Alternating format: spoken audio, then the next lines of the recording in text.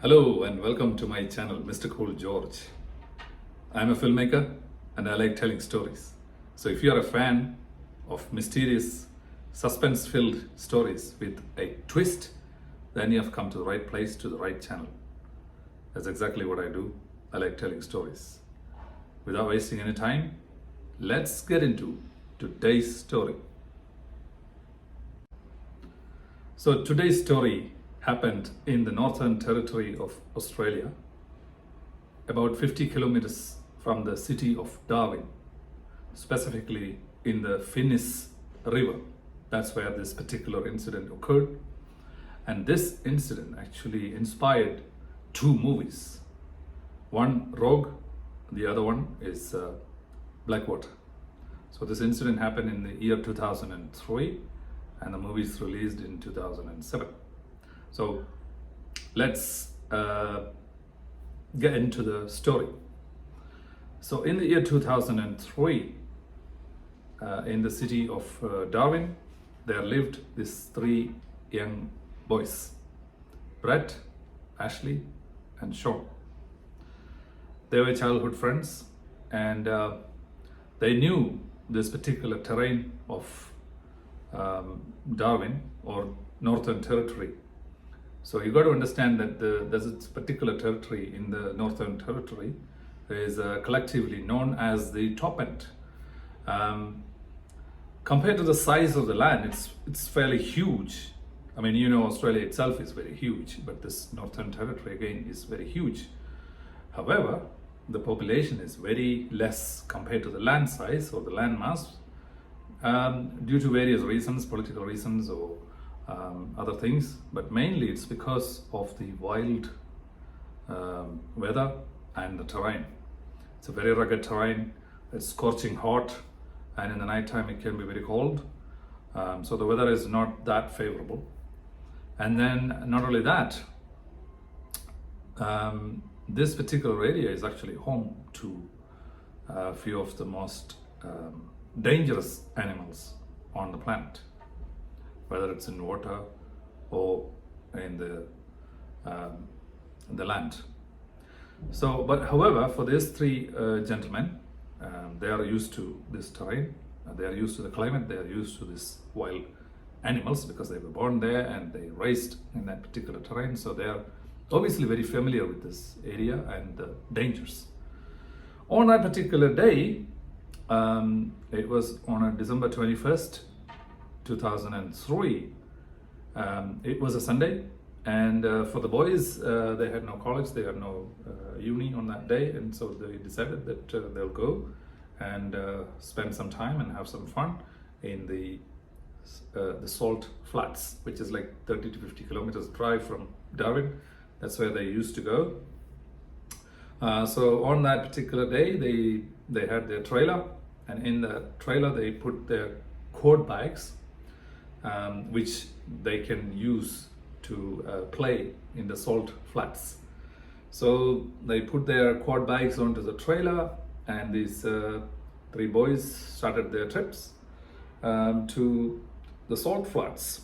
So as and when they drive, they went past the city, and after 20 kilometers they could see this big eucalyptus trees, the termite mounds, and all these things that the area has to offer. But for them it's nothing special because they're very used to this terrain. They saw these things always. And then the trio actually went near the tumbling holiday water park. That's probably the last time where the whole civilization ends. Then after that it's mainly the forest, and as and when they go through that road, they could actually see the Finnis river on their side. So they drove again for about 20 minutes or so, and they reached this area behind that the hills, the mountains, where one side is the Finnis river and the other side is the hills. So they stopped their car. They could now clearly see the Salt Flats, where they planned to play with their quad bikes. So they parked the car and they took the quad bikes out of the trailer and they went to the muddy fields. And this time in 2003, the Northern Territory actually witnessed a cyclone, which is named as Cyclone Debbie. So this was just after the cyclone had finished. So like I said, the boy is actually familiar with the area and the terrain and the weather conditions. So for them, it wasn't particularly a problem. So they started playing around, they had a lot of fun. And because of the rain, the wind and all that kind of stuff, there was full of mud in that salt flats, which means that when they were playing around in their quad bikes, the mud was splayed everywhere. So this added to their fun, because obviously, you know, the more mud on your body, it means more fun for them. So they played around and they started their trip around 11:40 a.m. So after a few hours, they grew tired. Not only that, it was around 4:30 p.m. So they decided, this is it. We're gonna call it a day, and we're gonna go back. So before they go back, they decided that they have to get all this mud from their clothes before they get back into the trailer. So they decided to go and wash themselves up, and they could clearly see the Finnis River, which is at that point in time, which was actually a bit higher than the water was actually a bit higher than usual. But it didn't deter them from just going near the river. It was still flowing. And one thing that's very specific about this river is that it is very dark.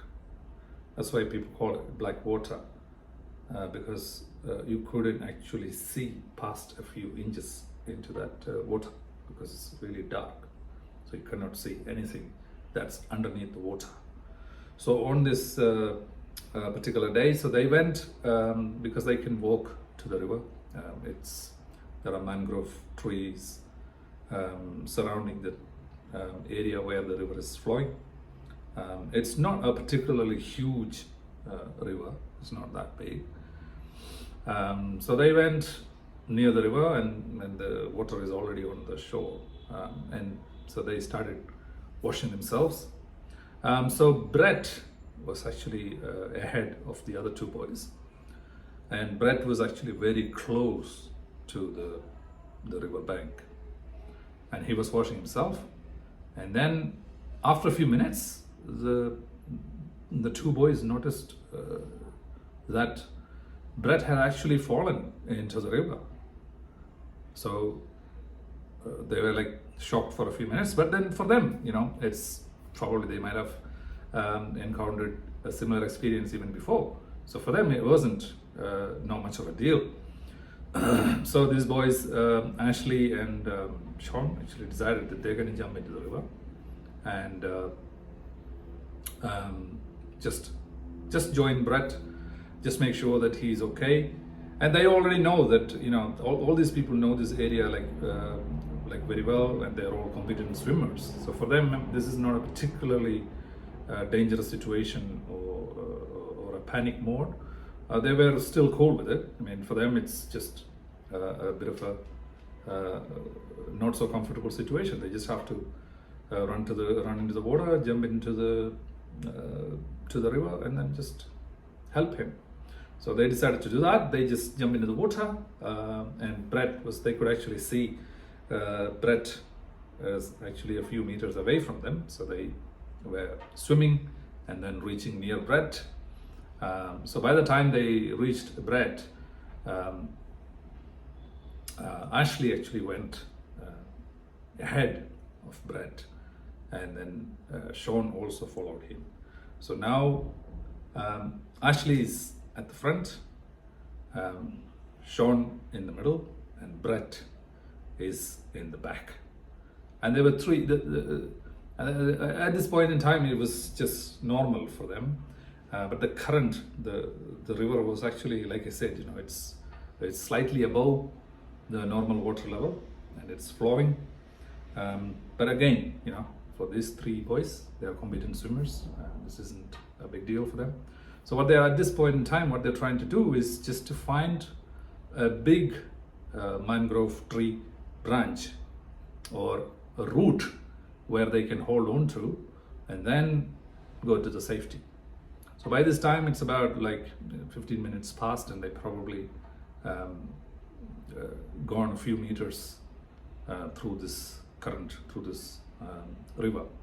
They are still swimming, and then finally Ashley spotted a healthy looking mangrove root or a branch that they can hold on to, and then subsequently they can jump out of the river into the safety of the land. So that's what they tried to do. So Ashley just went first, and then Shane followed, and Brett was at the back. So Ashley first reached to that branch. So he grabbed onto that mangrove tree branch, and then he went into to the land, and then he extended his hand for. So he was trying to extend his hand for Sean. And then at that time, Sean started screaming, "I saw something in the water! I saw something in the water!" At that point in time, they were not so clear, but Ashley was looking around, but Sean clearly spotted something. So they Ashley just kept climbing a bit up, and then Sean also joined him.